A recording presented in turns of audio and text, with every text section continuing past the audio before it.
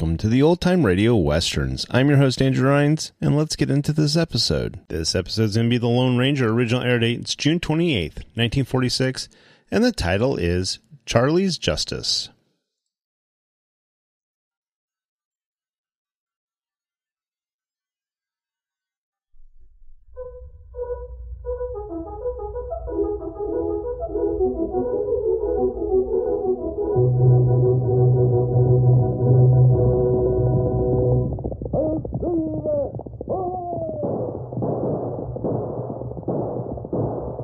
Fiery horse with the speed of light, the cloud of dust, and a hearty hi-yo Silver, the Lone Ranger.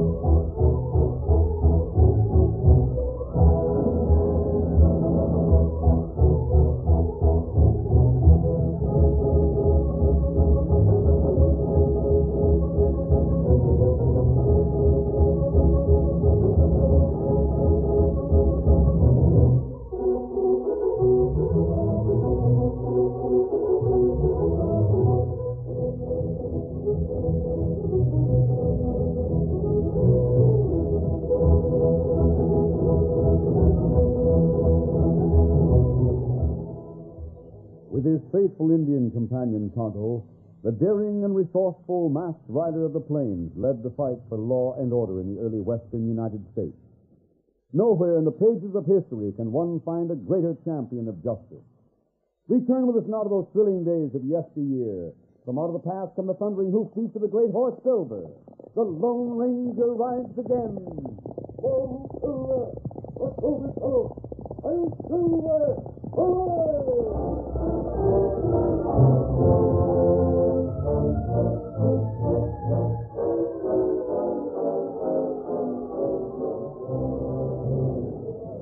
It was early evening when Charlie Wilkins completed his journey from Arbor City to Morgantown to transact some personal business.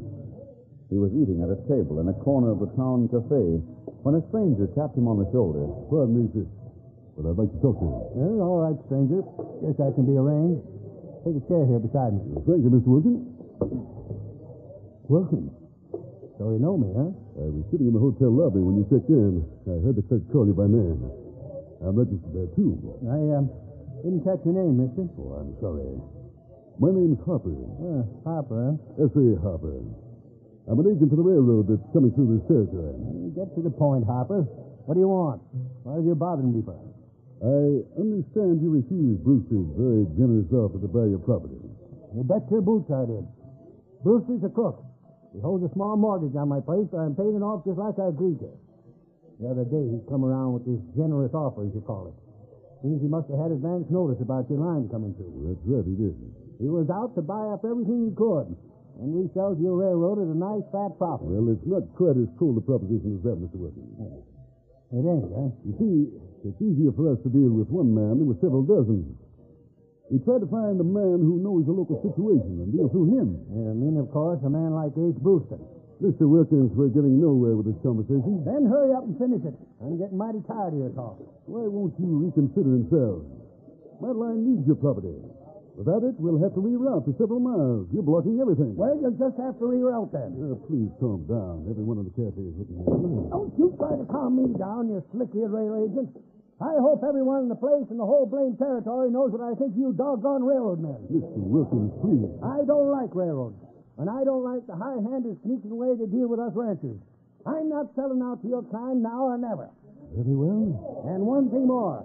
If you ever set foot on my property, you'll regret it. I've tolerated just about all I'm gonna. Now get away from my table and don't bother me no more.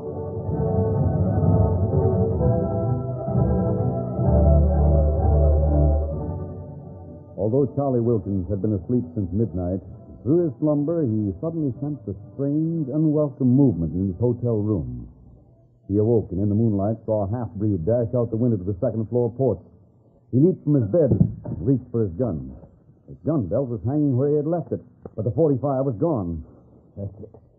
That ornery breed stole my gun. Dirty coyote. Heaven thunder. There's a shot coming from the next room. That means nothing good. What's going on? Blast this lock. Hold me back. There. That does it. That's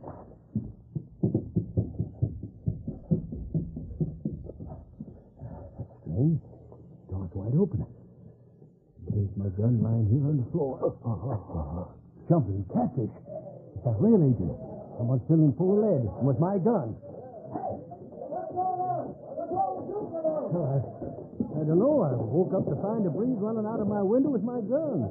And I heard shots in here. I came in as fast as I could. Hey, anybody got a lantern? Yeah, here's a man. Look, it's that rail agent, Harper. Dead on a mackerel. Yeah. And look here. This fellow standing here is the one that had a big ruckus with him in the cafe this evening. Boys, run and get the sheriff. We got a hot-headed killer for him.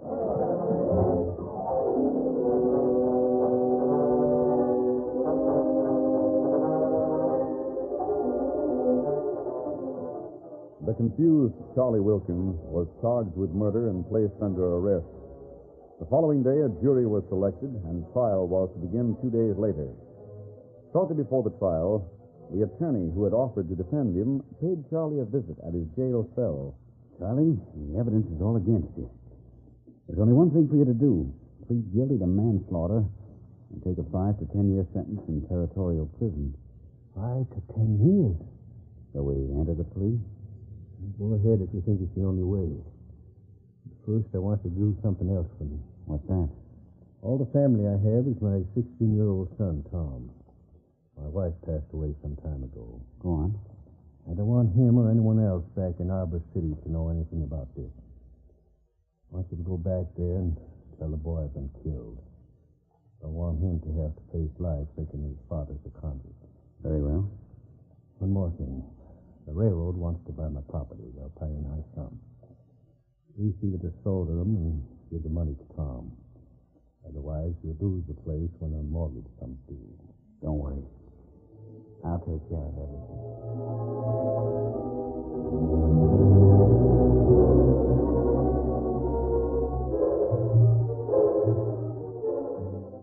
Charlie Wilkins was tried, convicted, and sentenced to territorial prison. Instead of selling the Charlie Wilkins property to the railroad as he promised, the young attorney headed straight for Ace Brewster's office. Well, Ace, we put it over. That breed you hired to frame him did his job well. Fine. As soon as he was tossed in jail, I offered my services as defense counsel. And steered him right into prison. You're a very smart young man. The old man thinks I'm going to tell his son he was killed and sell his place to the railroad. So he wants folks to think he's dead, eh? That's right. Well, if that's the way he wants it, it's all right with me. But instead of selling, you sit tight for a few days until the mortgage expires. Then we can start foreclosure proceedings.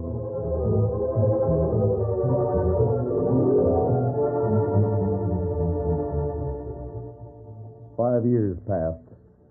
With election just a few days away, excitement ran high in Arbor City. The chief topic of conversation was centered about the question, who will be the next sheriff? As interested citizens discussed the matter in little sidewalk groups, Ace Brewster, now the much-feared king of local gambling, was busy in his office discussing events with some of his henchmen. Well, boys, what do you hear? How are they betting on the election? Be perfectly honest, boss. Things don't look so good. Yeah, that's right. I was afraid of that. This young angel-faced Tom Wilkins seems to have some magic spell over the fools in this town. If he's reelected and keeps up his meddling, he's bound to find out about our business. And if that happens, we'll all end up behind bars. Boss, what are we going to do about this fella? Boys, if the little tin horn hero's father should suddenly appear on the scene as a newly paroled convict, that wouldn't help his chances for re-election any, would it? Father. Hey, boss, I don't savvy. Now listen, no one else in town knows this, not even Tom. But his father's been in territorial prison for the past 5 years. I thought his father died when Tom was just a kid. Well, sure, everybody thinks that. I know. That's the way Charlie, that's Tom's father, wanted it. I thought it would be a good idea. I happen to have an influential friend who's very close to the governor. He's ready to arrange Charlie's release as soon as I say the word. And in a few days, Charlie Wilkins will be a free man and a great help to my campaign.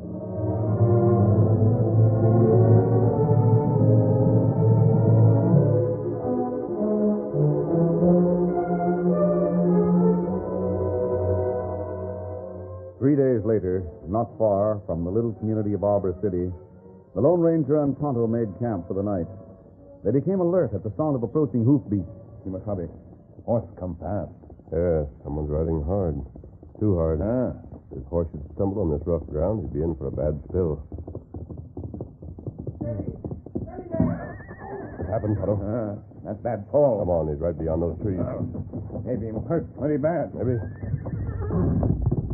Horse not hurt. Been getting up. Let's see about the rider. Oh, here, Ryder. Oh, Steady, take it easy. what's that? Tonto and I heard you fall. We'll help you. No, you won't. Not with that mask. Don't need no help from outlaws. You're making a mistake. I'll take my chances on that. And just stand back so I can get myself to my feet. All right, go ahead. Well, what matter? Oh, my ankle. Must be broke. Let Tonto see your ankle. He's quite a doctor. Oh. Never thought I'd see the day I'd need help from outlaws. We're not outlaws. Ain't, huh? No. What in thunder you wearing that mask for? Oh. Ankle not broke, Kimasabi. What's that? It ain't. Just plain sprained. Tonto, take his horse. Come on, I'll help you. Where are you taking me? Over to the camp where we can fix you up.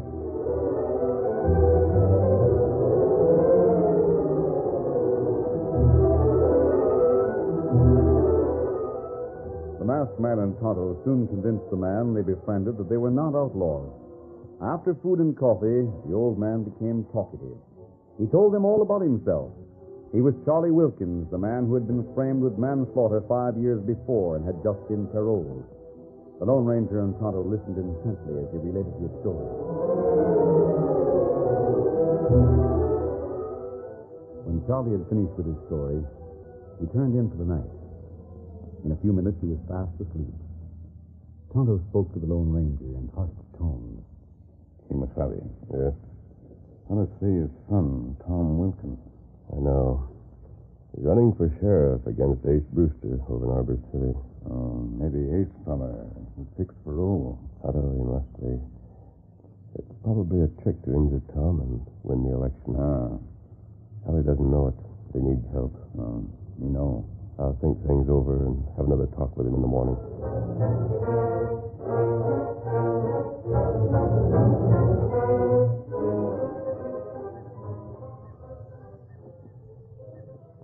Charlie, you wouldn't want your return home to harm your son, would you?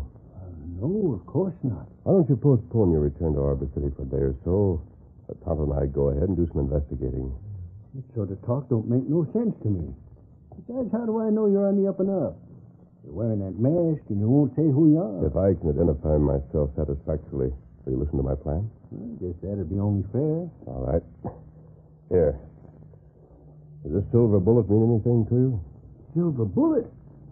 Say, I've heard of you. Even inmates of Territorial Prison know the Lone Ranger. You put enough of them in there, you know. Is the bullet sufficient identification? You bet your boots. But I still don't Charlie, see why. I'd like to see if I can't find out who influenced your parole. So would I. Why can't I go with you? My hunch is right. It would be much wiser for you to stay out of town until I can get to the bottom of this. Well, I suppose you know what's best. This is a good spot for a camp. Plenty of shelter and a fine stream. Besides, it'll do you good to relax out here in the open for a day or so. Oh, I know that all right. We'll leave plenty of provisions for you, a weapon in case you should need it. All right. I'll stay if you say so. Otto, help me with a disguise. Then we'll head for Arbor City.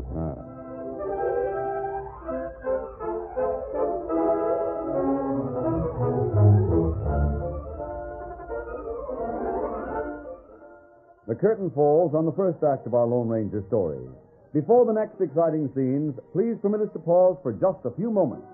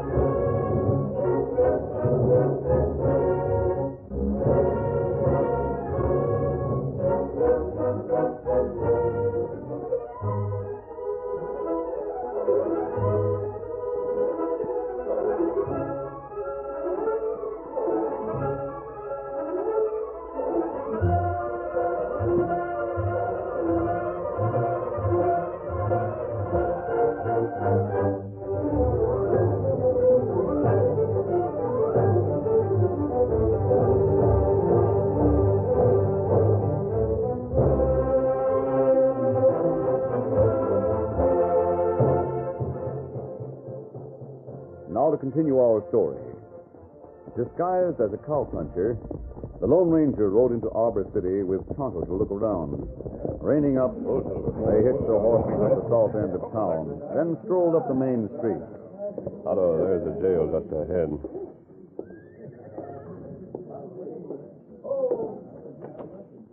Well, good morning, Jim. Good morning. How? What can I do for you? Tom, there are a couple of things I want to ask you. All right, go ahead. What's on your mind? Otto and I noticed a lot of bad characters, gunmen and gamblers, hanging around town. Well, all I can say to that is there were a lot more of their kind before I took over. Oh? They're Ace Brewster's men. I see. You see, Brewster's been a big power in this town as long as I can remember. Oh. When I was first elected sheriff, I guess he thought I'd more or less do as he said. But I soon showed him he was wrong. Tom, I hope you'd talk like that. Stranger, I don't savvy. I'm glad Charlie Wilkins' son is an honest sheriff. Charlie Wilkins' son? Did you know my father? I just met him last night. Last night? That's right. But that's impossible. My father's been dead for 5 years. That's what he wanted everyone to think. Now, mister, you're talking in circles, and I don't like it. Tom, your father was framed for manslaughter in Morgantown 5 years ago and sent to territorial prison. No. No, that can't be true. That's what he told me, and I'm inclined to believe him. This is too much for me. Tom, did an attorney call on you to tell you of your father's death? Yes?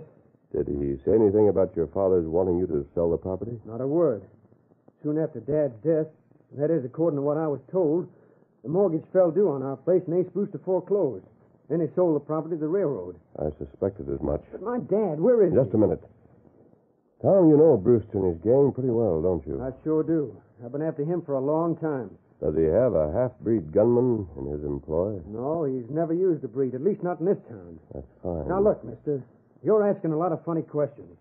Things I'd never answer if you didn't claim to know so much about my dad. If he's alive, I want to see him. I want to help him. Can't spend the rest of his days paying for a crime he didn't commit. He won't. What do you mean? He's not... He was paroled yesterday. Paroled? Yes. Now, someone in town is responsible for your father's release from prison. And Brewster's the only man who knows about your father. Huh. I believe he had your father released so he'd return home an ex-convict on the eve of election. Why, if that no good two-timing gambler did a thing like that to my dad... He did so in the belief that the citizens would turn against you when they found out about your father. The sins of the father, huh? That's right. Well, there's something Ace overlooked. What's that, Tom? I'd rather have my father than a law badge any day. Tom, I think I'll be able to help you so you can have both. Mister, who in tarnation are you, anyway? There's something about you that... Well, you look just like a poor cowpuncher, but you sure don't talk like one. Tom, right now, who I am isn't important. But look... Come with me. I'll take you to your father.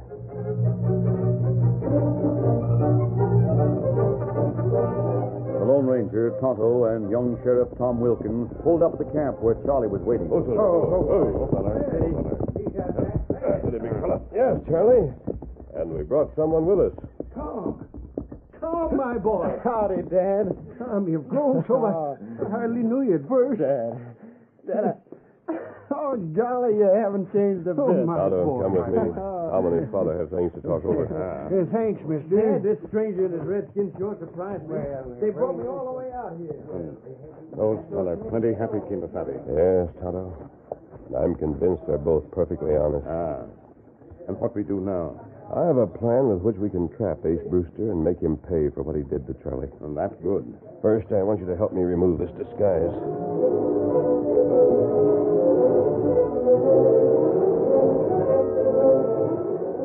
After his disguise was removed, the Lone Ranger donned his familiar mask, and he and Tonto joined Tom and Charlie Wilkins. As the masked man and Tonto came out of the thicket into the clearing where the father and son were talking, the sudden transformation from cowpoke to masked man startled the young sheriff. Mask. Don't be alarmed, Tom. Don't let that mask upset you, son. It seems to be an important part of this fella's get-up. Yeah, but only outlaws wear masks. Tom, that's exactly what I thought until I met up with this fella. We're wasting valuable time. There's much work to be done. What do you mean? Yeah, what you got in your mind now? Tom, a little while ago, I told you you could have your father and your sheriff's badge, too. I remember. You have your father. Now we're going to ensure your job. Tonto, I need a half-breed disguise for Charlie. What's the disguise for? Well, Tom, according to what I'm told, Ace Brewster hired a breed to shoot that railroad agent and testify against your father. That's right, son. And my guess is that after the trial, he hightailed it for Mexico. Now, that chiseling Brewster would stop at nothing. Charlie, I hope you can remember a few details about the breed's appearance. You could stake your life on that. I'd know him anywhere. That's fine. What do you want to know about him? Enough so I can fix a disguise so you'll look like him. Well, Now, let's get started. There's no time to lose.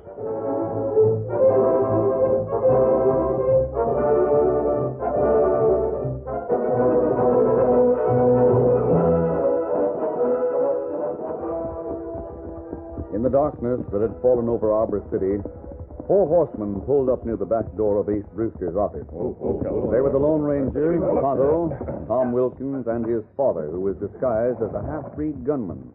They're lighting Brewster's office. Yes, Tonto. It means he's inside. Mister, I don't want to seem ungrateful, but I certainly hope you know what you're doing. I'll leave the horses here and walk over to his office. Hey, you want me to go with you now? That's right, Charlie. Remember, you have to talk. You're a breed. Yeah. Si, senor. I will remember. Tom, you and Tonto will hide outside the window while your father and I go in. Right.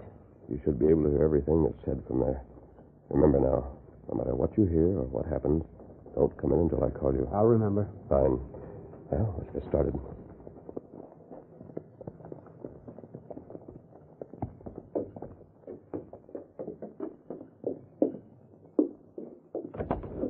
Good evening, Ace. Your mask. That's right. Why, you... Don't reach for that gun. Leave it right on your desk. You draw pretty fast. Yes, I find it convenient that way. What are you doing here? What do you want with me? What about this breed with you? Ace, I've just come upon some information that should interest you. What kind of information? It's about a man named Charlie Wilkins. Wilkins. He went to prison on a manslaughter charge 5 years ago. What does that have to do with me? Everything. Shall I go into detail? This is absurd, preposterous. I don't know what you're driving at. You have a short memory. That's no business of yours. You're wrong. I make things like this my business. You owl who... 5 years ago, you tried to buy Charlie's property when you heard the railroad was coming through. So you could resell to the railroad. Well, there's nothing wrong with that. Perfectly legal. Charlie refused to sell, so you framed him with manslaughter. You blackmailer. I'll fix you and this half-breed with you. I told you to leave that gun on your desk. Shoot the gun off my desk, huh? Well, that'll just arouse my gunman. You'll pay for this. Drink, squint. Get this critter before he kills us all. He knows too much. I'll fix it. Why, you winged them both. Get up, you two. Get over there behind Ace and face the wall. Stay where you are, Ace. What's your game? Blackmail? Might be. You've made some very severe accusations, my friend. You've outshot my men. Yes, that's right. But you've offered no proof. I'm afraid you're only clever with a gun. That's too bad. Ace, perhaps you've forgotten the gunman you hired to shoot the railroad agent was a breed. You don't mean this is the breed? Where do you think I got my information? Why, you double-crossing breed. You were paid plenty for your work. The agreement was that you run over the border and stay there. Ace, you're not a very good poker player. Why, you've tricked me. That's all I wanted to hear. Oh, wait a minute. I know when I'm trapped. I'll pay you both. But mark my word, this is the last time I'm paying off on this thing. Ace, I can promise you, this is the last time you'll see me. Breed, you've got no business coming back at me like this. If this hombre weren't so handy with a gun, I'd enjoy the pleasure of personally wringing your greasy neck. You're wasting time. Yes, so I am. Will 2,000 do? That should be all right. What do you think, Breed? Bueno. I think I've got enough in this strong box to cover. That's fine. You know, stranger, I owe you an apology. So? I underestimated your capabilities. You're not only handy with a gun, you're smart, too. I admire a man who can outsmart Ace Brewster. Is that so? Yes. In fact, if you'd like to stay around town, I could use you. Go on. See, as soon as I'm elected sheriff, I expect to be expanding some of my activities. That's very interesting. Yes, with a lawman's badge on my chest, I'll be able to do much more than I have since young Tom Wilkins took office. That's Charlie's boy, you know. You sound confident about winning. I'll win hands down. What makes you so sure? I used a little political pressure. Got old Charlie paroled yesterday. He'll be pulling into town any minute now. Oh? When the law-abiding citizens discover their fine, upstanding young sheriff is the son of an ex-convict, I'm afraid they'll change their minds about re-electing him. I see. Well, here's your money. Never mind. Well, what do you mean? Ace, you said you're expecting Charlie. Well, yes. Well, I wouldn't want you to be disappointed. What do you mean? Charlie, pull off that disguise. With pleasure. What? Charlie. No, it couldn't be. It's me, all right. Otto, Tom, come in here. Stand where you are, Ace. What is this? What's going on? Ace, you and your two gunmen are under arrest. You tricked me into this. You can't get away with Ace, it. you don't have to say any more. You've given me all the evidence I need. It looks as if your little scheme backfired. I can handle these three now. We sure can. Ace, I'm marching you and your gunmen right straight over to jail. And I'm going to see to it that you pay for the 5 years my pa served on that trumped-up manslaughter charge. This will also put an end to your local activity. You smooth-faced little upstart. You never would have caught me if it hadn't been for that masked man. Hey, Dad, where did the masked man and his Indian go? I want to thank them for everything. It won't do you no good to try to thank them two. What do you mean, Dad? Son, that masked man was the Lone Ranger. The Lone Ranger? That's right, son. And to think I tried to outsmart him.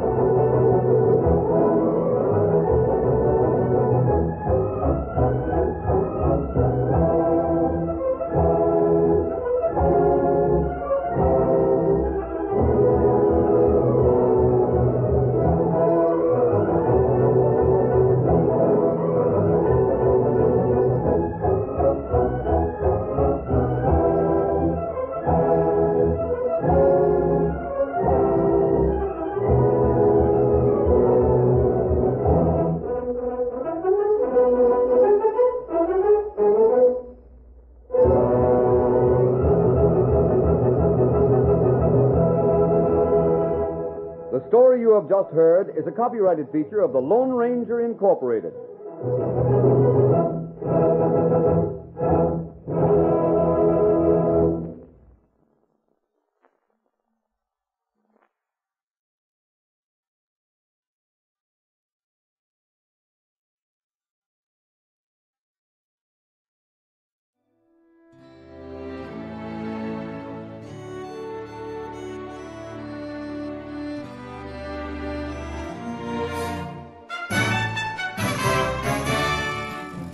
This has been a presentation of OTRWesterns.com, and we hope you enjoyed.